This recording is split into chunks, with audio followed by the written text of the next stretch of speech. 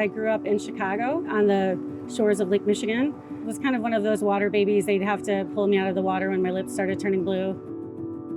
Really didn't know for a long time that it was going to be my career, that you could even have a career protecting water. When I moved here about 21 years ago, we were a fairly small organization, and we built since then. But pretty early on, I realized people didn't have a positive view of the rivers. They weren't really wanting to walk along them, that's for sure. Traditionally, there were, I think, over 8 tribes that called this area home. Native American tribes that set up along our waters for fishing, for hunting. And so this was a very important place for many Native American tribes that kind of were, basically in this area when Europeans settled the city. Right here where I'm standing today is a confluence of 3 historic rivers for our cultures, our shared cultures, meaning Native American and American culture. And this was a vitally important place to us. It was a place of peace, it was a place of gathering, and it was a place of ceremony. But it wasn't always like that after contact with Europeans. For some reason, it became a place that meant something very different to them. In the kind of industrialization age came a lot of pollution. The rivers became widened and deepened and hardened with seawalls because of all of the industry that were set up around here. A lot of those industries really set up along the water because it was a very convenient way for them to discharge their waste into the rivers and kind of get rid of it. Also at the time, we had about 50 overflows of sewage that was going into the rivers. Pretty much every time we had a really serious rain, there were overflows of sewage.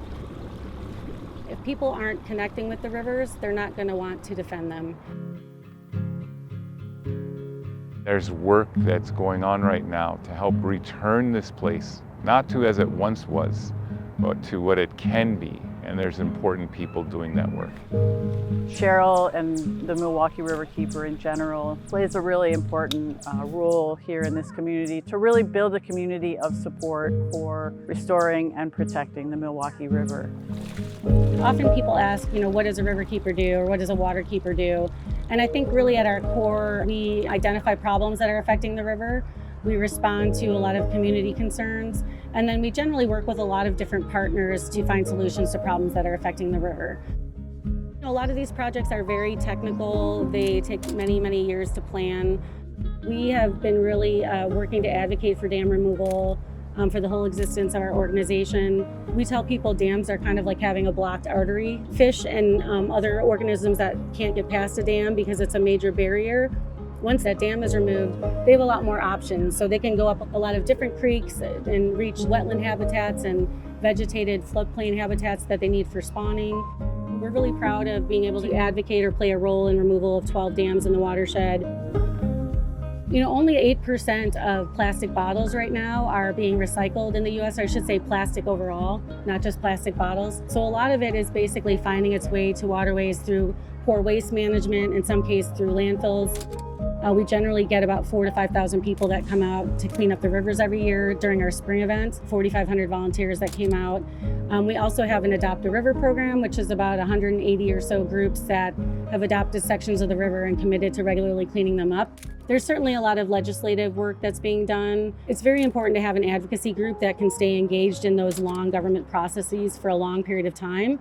That can ensure like every point of the design and engineering that we are making sure that the river is being protected and that the community's interests are being listened to and addressed. We've been here for 12 years and it was definitely quiet when we opened here.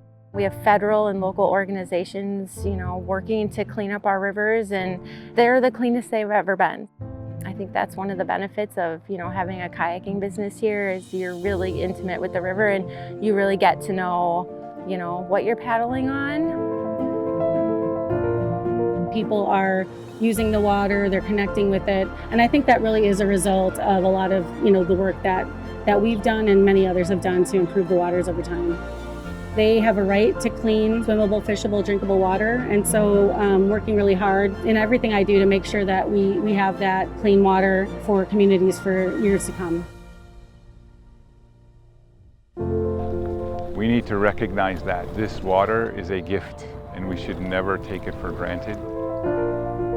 We need to work for its well-being every day in the very best way that we can.